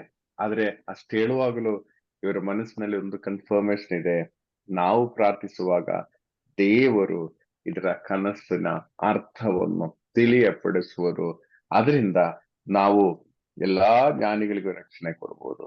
ಪ್ರಿಯರೇ, ನೀವು ಅರ್ಥ ಮಾಡಿ ನೋಡಿ, ಒಂದು ವೇಳೆ ಈ ದಾನಿಯೇಲನಿಗೆ ಅರ್ಥ ಲಭಿಸದೇ ಇದ್ದಿದ್ರೆ ಏನಾಗ್ತಾ ಇತ್ತು? ಫಸ್ಟ್ ಕೊಲ್ಲೋದು ಯಾರು?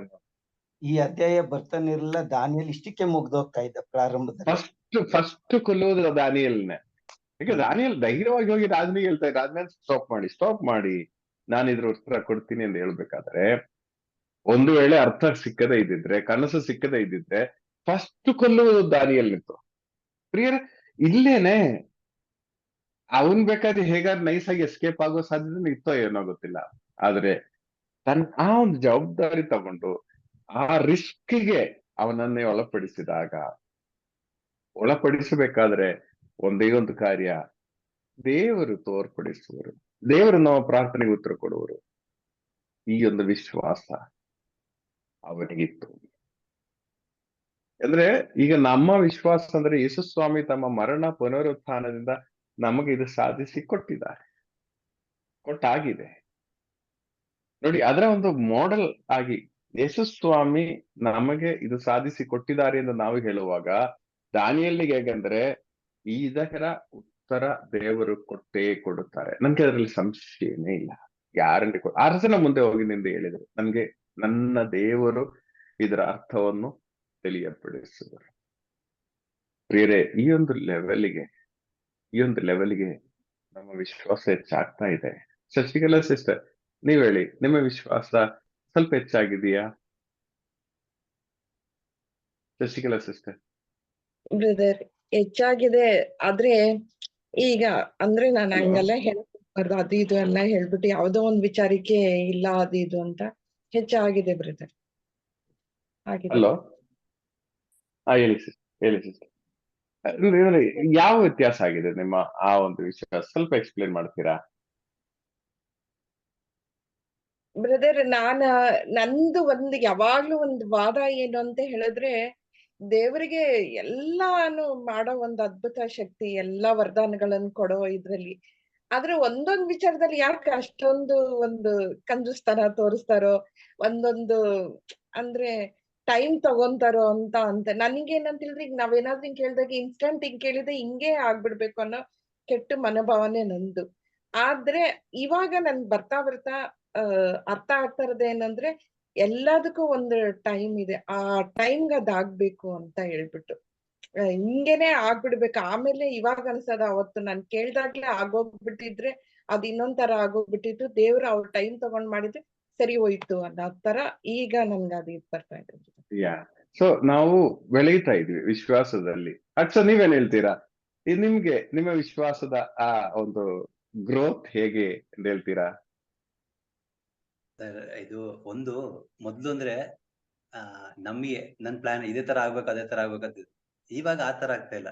ಇವಾಗ ಎಲ್ಲ ದೇವರಿಗೆ ಸಮರ್ಪಿಸಿ ಕಳಿಸ್ತೇವೆ. ಅವ್ರಿಷ್ಟಂಗೆ ಆಗ್ಲಿ, ಅವ್ರಿಗೆ ಇಷ್ಟ ಇದ್ರೆ ಈ ಕಾರ್ಯ ಆಗ್ಲಿ ಅನ್ನತ್ರ ಆ ಒಂದು ಮೆಂಟಾಲಿಟಿ ಅಂತೂ ದಯಾಲ ನೀವ್ ಹೇಳಿ, ನಿಮ್ಮ ವಿಶ್ವಾಸದ ಗ್ರೋತ್ ಹೇಗೆ? ನನ್ನ ವಿಶ್ವಾಸ ಏನ್ ಗೊತ್ತಾ, ಈಗ ನಿಮ್ಮ ಬೋಧನೆಯನ್ನ ಕೇಳ್ತಾ ಇದ್ದೀನಲ್ಲ, ಈಗ KJ ಸರ್ ಕೊಟ್ಟದ್ದು ಯಾರ್ದು ಈ ಬೋಧನೆಯಲ್ಲಿ ಮಾರ್ನಿಂಗ್ ಸ್ಟಾರ್ ಕುಂತಿರೋದೇ ಒಂದು ಅದ್ಭುತ. ಇದೇ ನನ್ನ ವಿಶ್ವಾಸ. ಇದಕ್ಕಿಂತ ಮಿಗಿಲಾಗಿ ಇನ್ನೇನ ನಾನು ನಿರೀಕ್ಷೆ ಮಾಡ್ಲಿ ಬ್ರದರ್? ನನ್ನ ಅರ್ಥ ಆಯ್ತಲ್ವಾ? ಇವತ್ತು ಅಷ್ಟು ಸುಲಭ ಅಲ್ಲ ಒಂದು ಬೋಧನೆ ಕೇಳ್ಬೇಕು ಅಂದ್ರೆ. ಅದು ಸುಮ್ನೆ ಇದು ಕಾಟಾಚಾರಕ್ಕೆ ಬಂದು ಕೂರೋದಲ್ಲ, ಯಾರನ್ನೂ ತೃಪ್ತಿ ಪಡಿಸ್ಲಿಕ್ಕಲ್ಲ. ಇಲ್ಲಿ ಕುಳಿತಿದ್ದೀನಿ, ಇದನ್ನ ವಿಶ್ವಾಸಿಸ್ತಾ ಇದ್ದೀನಿ, ನೀವ್ ಹೇಳೋ ಒಂದೊಂದು ವಚನವನ್ನು ನಾನು ನಂಬಿಕೆ ಇಟ್ಟಿದ್ದೀನಿ ಅಂದ್ರೆ ಅದೇ ನನ್ನ ಇದು ವಿಶ್ವಾಸ ಬ್ರದರ್. ಅದೇ ನನ್ನ ಇದು ಗಾಡ್ಸ್ ಗಿಫ್ಟ್ ಅಂದ್ರೆ ಇದು ಏನು, ಬೋಧನೆಗಳನ್ನ ನಂಬುವುದು, ಅದರಲ್ಲಿ ವಿಶ್ವಾಸ ಇಟ್ಟು ಜೀವಿಸ್ತಾ ಇರೋದು. ಇನ್ನೇನು ನಾನು ನಿರೀಕ್ಷೆ ಮಾಡೋದೇ ಇಲ್ಲ ಬ್ರದರ್. ಇದೇ ಒಂದು ಅದ್ಭುತ. ಪ್ರಿಯರೇ, ಈಗ ಶಶಿಕಲಾ ಸಿಸ್ಟರ್ ಹೇಳಿದ ಹಾಗೆ, ಹಾಟ್ಸನ್ ಹೇಳಿದ ಹಾಗೆ, ದಯಾಲ್ ಹೇಳಿದ ಹಾಗೆ, ಏನೇ ಜೀವನದಲ್ಲಿ ಬಂದ್ರು ಬ್ಯಾಕಪ್ ಮೈಂಡ್ ಅಲ್ಲಿ ಬರ್ಬೇಕಾಗಿರೋದು ಒಂದೇನಂದ್ರೆ, ಇದರಲ್ಲಿ ದೇವರಿಗೆ ಒಂದು ಪ್ಲಾನ್ ಇದೆ. ಇದು ಮುಖಾಂತರ ದೇವರು ಏನೋ ಮಾಡ್ತಾ ಇದ್ದಾರೆ. ಸೆಕೆಂಡ್ ಥಿಂಗ್ ಏನಂದ್ರೆ, ದೇವರಿಗೆ ಗೊತ್ತಿಲ್ಲದೆ ಅಲ್ಲ ಇದು ನಡೆದಿರೋದು. ನಾನು ಹೇಳಿದ್ದೇನೆ, ಟೈರ್ ಪಂಚರ್ ಆದ್ರೂ ನಮ್ ಪ್ರಾಕ್ಟಿಕಲ್ ಆಗಿ ನೋಡುವಾಗ ಈ ಟೈರ್ ಪಂಚರ್ ಆಗೋದ್ರಲ್ಲಿ ಏನ್ ದೇವರಿಗೆ ಸಾಧನೆ ಮಾಡಕ್ ಆಗ್ತದೆ? ಎಂತದೂ ಇಲ್ಲ. ನೀವೊಂದ್ ಗಾಡಿ ಚೇಂಜ್ ಮಾಡ್ಬೋದು ಅಷ್ಟೇ ಹೊರತು ವೀಲ್ ಚೇಂಜ್ ಮಾಡ್ಬೋದು. ಈ ಟೈರ್ ಪಂಚರ್ ಆಗುವಾಗ ಅದರ ಪಾಸಿಟಿವ್ ಸೈಡ್ ನಾನು ಹೇಳ್ತೀನಿ. ಈಗ ಮುಂದೆ ನೀವು ಒಂದು ಮೇ ಬಿ ಒಂದು 100 ಕಿಲೋಮೀಟರ್ ಎಲ್ಲೋ ಗಾಡಿ ಓಡಿಸ್ಬೇಕಾಗಿರುವುದು ಒಂದು ಕಾರ್ಯ ಇರಬಹುದು. ಓಕೆ, ಇವತ್ತು ಪಂಚರ್ ಆದ್ರಿಂದ ಮೇ ಬಿ ನೀವು ಟೈರ್ ಚೇಂಜ್ ಮಾಡಿರ್ಬೋದು, ಅದ ಎಲ್ಲ ರಿಪೇರ್ ಮಾಡಿರ್ಬೋದು. ಇವತ್ತು ಪಂಚರ್ ಆಗದೆ ಇದ್ರೆ ನೀವು 100 ಕಿಲೋಮೀಟರ್ ಓಡಿಸುವಾಗ ಅದ್ರ ಮಧ್ಯೆನೇ ಒಂದು ಪಂಚರ್ ಶಾಪೇ ಇಲ್ದೇ ಇರುವಂತ ಸ್ಥಳದಲ್ಲಿ ಪಂಚರ್ ಆಗ್ಬಿಟ್ರೆ ಏನಾಗ್ತದೆ?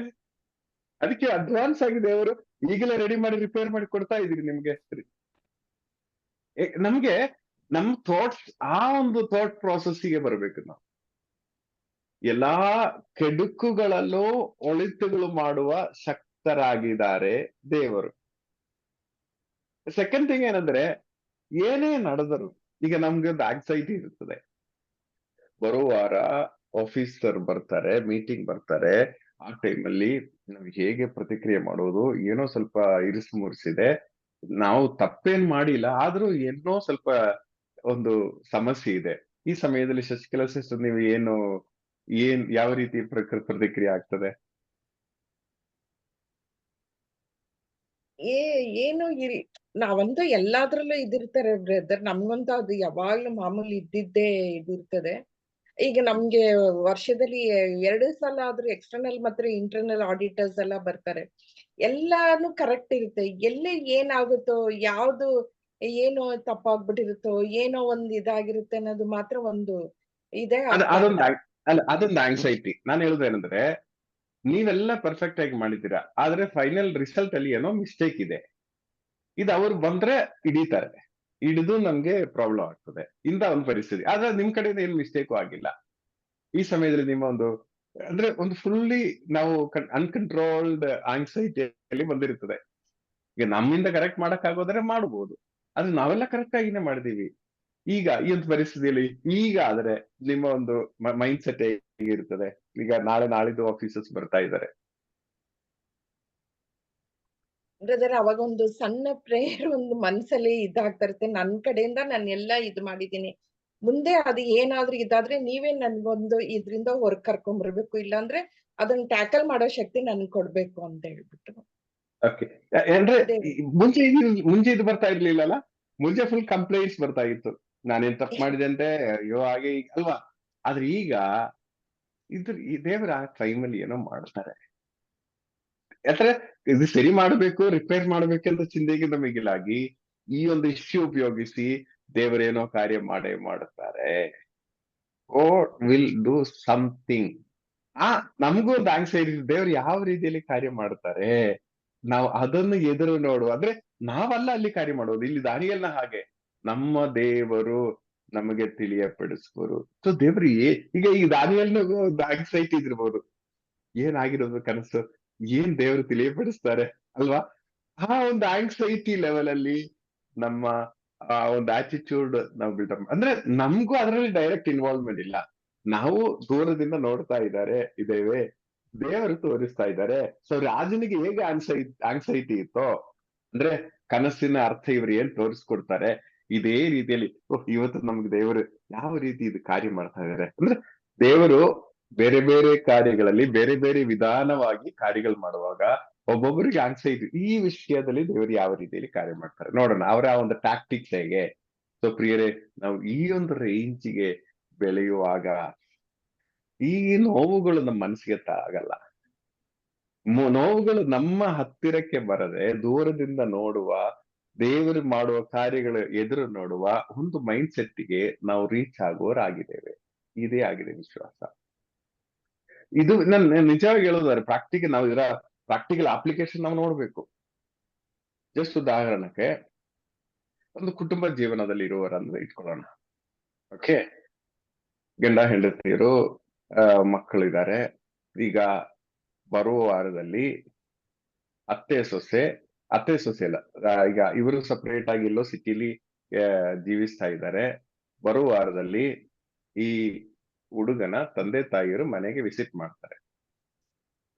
ಅವರು ವಿಸಿಟ್ ಮಾಡುವಾಗ ಇಲ್ಲಿ ಏನೋ ಒಂದು ಈ ವಿಷಯದಲ್ಲಿ ತುಂಬಾ ಇಶ್ಯೂ ಆಗ್ತದೆ. ಓಕೆ, ಈ ಪರಿಸ್ಥಿತಿಯಲ್ಲಿ ಪಾಪ ಈ ಹುಡುಗ ಏನ್ ಮಾಡಕ್ಕಾಗತ್ತೆ, ಫುಲ್ ಟೆನ್ಷನ್ ಅವರಿಗೆ. ಇದೊಂದು ಪಾರಿ ಹೋದ್ರೆ ಸಾಕು, ಇದೊಂದು ದಾಟಿ ಹೋದ್ರೆ ಸಾಕು ಎಂಬ ಆ ಟೆನ್ಷನ್ ಈ ಹುಡುಗನಿಗೆ ಇರುತ್ತದೆ. ಓಕೆ, ಆದ್ರೆ ಇವರ ಮಿಸಸ್ ಎಷ್ಟೇ ಕನ್ವಿನ್ಸ್ ಮಾಡಿದ್ರು ಅರ್ಥ ಮಾಡಕ್ ಆಗಿರೋ ಒಂದು ರೇಂಜ್ ಅಲ್ಲಿ ಇಲ್ಲ.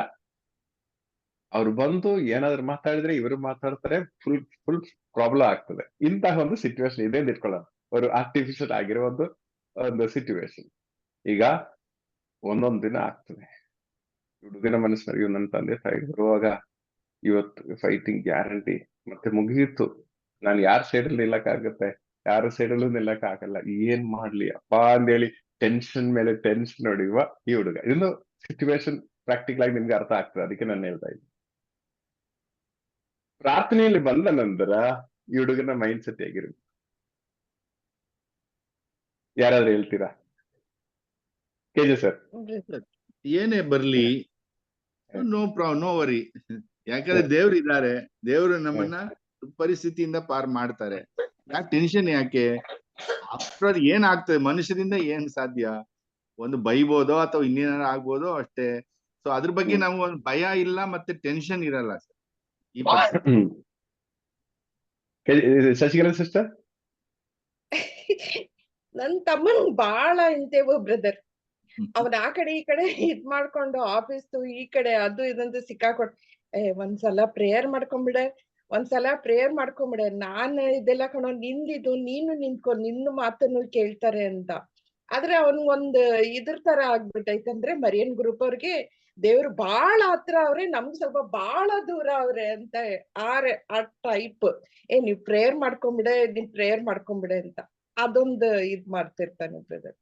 ಅಂದ್ರೆ ಜನರಲ್ ಆಗಿ ಏನೇ ಅಂದ್ರೆ, ಸಾಧಾರಣ ವ್ಯಕ್ತಿ ಆದ್ರೆ ಅವ್ರು ಬರೋ ಮುಂಚೆನೆ ಏನು ಪ್ರಶ್ನೆ ಆಗದಂತೆ ಒಂದು ಇಲ್ಲಿ ಸ್ವಲ್ಪ ಟೈಟ್ ಮಾಡ್ತಾರೆ, ಸ್ವಲ್ಪ ಹೀಗಿರ್ಬೇಕು ಹಾಗಿರ್ಬೇಕು ಅಂತ ಇನ್ಸ್ಟ್ರಕ್ಷನ್ ಕೊಟ್ಟಿರ್ತಾರೆ.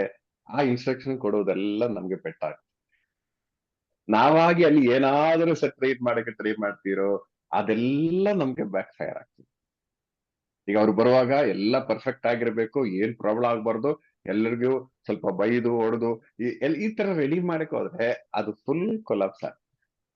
ಅದ್ರ ಬದಲು ಸ್ವಾಮಿ ನೀವೇನಾದ್ರೂ ಮಾಡಿ, ನೀವ್ ಮಾಡ್ತೀರಾ ನನ್ಗೆ ಗೊತ್ತು, ಓಕೆ, ಆದ್ರೆ ನೀವ್ ಮಾಡೋದು ಹೇಗೆ, ನಾವು ದೂರದಿಂದ ನೋಡ್ತಾ ಇರ್ಬೇಕು ಯಾವ ರೀತಿಯಲ್ಲಿ ಇದು ವರ್ಕೌಟ್ ಆಗ್ತದೆ. ದೇವ್ರು ಅಂದ್ರೆ ನಾವು ದೇವರನ್ನ ಆಶ್ರಯಿಸಬೇಕು, ದೇವರಲ್ಲಿ ಪ್ರಾರ್ಥಿಸಬೇಕು. ಇನ್ನು ಆ ಪ್ರಾರ್ಥನೆಯ ವಿಧಾನಗಳು ಏನೆಲ್ಲ ಇದೆ, ಉಪವಾಸವಾಗಲಿ ಈಗ ಬಲಿಪೂಜೆಗೆ ಹೋಗೋದಾಗಲಿ, ನಮ್ಮ ಪ್ರಾರ್ಥನೆಗಳು, ಧ್ಯಾನ, ಇದೆಲ್ಲ ನಾವು ಪ್ರಾಮಾಣಿಕವಾಗಿ ಮಾಡಿ ದಾನಿಯೇಲನ ಹಾಗೆ ದೇವರ ಹತ್ತಿರದ ಒಂದು ಮನುಷ್ಯನಾಗಿ ನಾವು ಜೀವಿಸುವಾಗ ನಮ್ಮ ವಿಷಯಗಳು ಕಾರ್ಯ ಮಾಡುವುದು. ಇದು ಮಾತ್ರ ಸತ್ಯ. ಈ ಒಂದು ರೇಂಜಿಗೆ ನಾವು ಸ್ವಲ್ಪ ವಿಶ್ವಾಸ ಏರಿಸಿದೆ ಎಂದು ನನ್ಗೆ ಅನಿಸ್ತಾ ಇದೆ. ಪೂರ್ತಿ ಇಲ್ಲದೆ ಇವರು ಅಲ್ವಾ? ಆಕ್ಚುಲಿ ಪ್ರಿಯರೇ, ಇದೇ ನಿಜವಾಗಿಯೂ ವಿಶ್ವಾಸ ಅಂತ ಹೇಳುವುದು. ಪ್ರಿಯರೇ, ಈ ಒಂದು ಮಾದರಿ ನಮ್ಗೆ ದಾನಿಯೇಲ್ ತೋರಿಸಿದ್ದಾರೆ.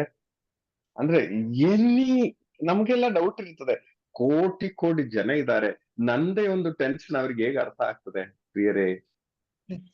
ಹೇಗಂದ್ರೆ ನನ್ನ ಟೆನ್ಷನ್ ಅಂದ್ರೆ ನನ್ಗೂ ನನ್ನ ದೇವರು ಮಾತ್ರ, ನಾನು ಒಬ್ಬನೇ ಮಗ ಎಂಬ ರೀತಿಯಲ್ಲಿ ಅವರು ನಮ್ಮ ಕಾರ್ಯಗಳು ನೋಡ್ತಾರೆ. ಆ ಒಂದು ವಿಶ್ವಾಸದೆಡೆಗೆ ನಾವು ಹೋಗ್ಬೇಕು.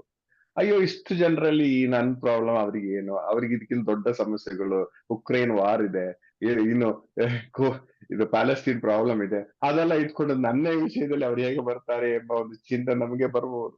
ಪ್ರಿಯರೇ, ಇಲ್ಲ, ನನ್ನ ವಿಷಯ ಬರುವಾಗ ನನ್ನ ವಿಷಯಗಳು ನೋಡ್ತಾರೆ. ಪ್ರಿಯರೇ, ಈ ಒಂದು ವಿಶ್ವಾಸದ ಬೆಳವಣಿಗೆ ನಮ್ಗೆ ಆಗಬೇಕು. ಒಂದು ನಾನು ನಿಜವಾಗಿ ಹೇಳ್ತೀನಿ, ಯಾರು ಪ್ರಾಮಾಣಿಕವಾಗಿ ಪೂರ್ತಿಯಾಗಿ ನಮ್ಮ ಈ ಪ್ರೇಯರ್ ಎಲ್ಲ ನಾವು ಮುಂಚಾನೆ ನಡೆಸುವ ಪ್ರಾರ್ಥನಾ ಕಾರ್ಯಗಳ ಪಾಲುಗೊಳ್ಳುತ್ತೀರೋ ಅವರು ಇದು ಗೈನ್ ಮಾಡ್ತಾರೆ. ಅಂದ್ರೆ ನಾವು ಇದೀವಿ ಎಂದು ತೋರಿಸುವುದಕ್ಕೆ ಪಾಲುಗೊಳ್ಳುವವರಿಗೆ ಎಷ್ಟರ ಮಟ್ಟದಲ್ಲಿ ಆಗ್ತದೆ ನನ್ಗೆ ಗೊತ್ತಿಲ್ಲ. ಆದ್ರೆ ಪ್ರಾಮಾಣಿಕವಾಗಿ, ಈಗ ವಿಡಿಯೋ ಆನ್ ಮಾಡ್ಲಿ, ಆನ್ ಮಾಡದೇ ಇರಲಿ, ಪ್ರಾಮಾಣಿಕವಾಗಿ ಅಟೆಂಡ್ ಮಾಡುವವರಿಗೆ, ಅಟೆಂಡ್ ಮಾಡಿದ ನಂತರ ಇದರ ವಿಡಿಯೋಸ್ ಬರುತ್ತೆ, ವಿಡಿಯೋಸ್ ಮತ್ತೊಮ್ಮೆ ಒಂದೆರಡು ಸತಿ ನೋಡುವವರಿಗೆ, ಇದು ಯಾರಿಗಾದ್ರೂ ಫಾರ್ವರ್ಡ್ ಮಾಡಿ ಅದ್ರ ಬಗ್ಗೆ ಚರ್ಚೆ ಮಾಡುವವರಿಗೆ, ಪ್ರಿಯರೇ, ಇದು ಖಂಡಿತವಾಗಿಯೂ ನಮ್ಮ ಒಬ್ಬೊಬ್ಬರಿಗೂ ದಾನಿಯೇಲನ ಹಾಗಿರುವ ಕೃಪೆ ಲಭಿಸ್ತದೆ. Price the lord. ನಾವು ಇನ್ನೇನಾದ್ರೂ ಇದ್ರೆ ನೀವು ಶೇರ್ ಮಾಡೋಣ. Praise the Lord, brother. Record of off ಮಾಡಿ, record off